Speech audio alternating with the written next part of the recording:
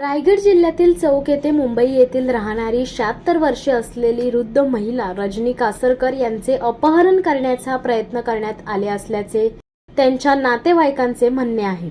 परिसरामध्ये असलेल्या धरणी गावातील ही घटना असून गावातील रिअल इस्टेट एजंट सुरेश घरत यांनी या महिलेला मागील 7 दिवसापासून आपल्या घरात ठेवले असल्याचा आरोप कुटुंबियांनी केलाय। रजनी कासकर यांनी कर्जत येथील एका भागामध्ये काही जमीन असून ती जमीन विकण्याचा प्रयत्न करीत होते। महिलेचे नातेवाईक धरणी येथे गेले असता त्यांना घरत यांच्या कुटुंबियांनी दमदाटी करण्याचा प्रयत्न देखील केला।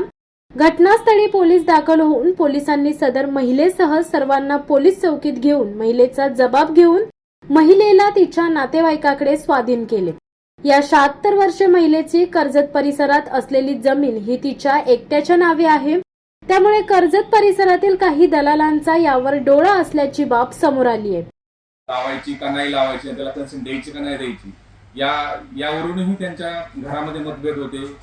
आईचं म्हणणं वेगळं होतं, दोन्ही बहिणीचं म्हणणं वेगळं होतं आणि हा सगळा त्रास एकंदरीत त्या ठिकाणी होता। संदेश प्राप्त झाला की 2 महिलांना, त्यामध्ये तिचं नाव आहे की सोनाली शंकर मेहते वय 34 वर्ष आणि स्नेहा शंकर मेहते वय 36 वर्ष, या दोघींना त्या ठिकाणी शिवसत्ता टाइम्ससाठी धम्मशील सावंत, रायगड।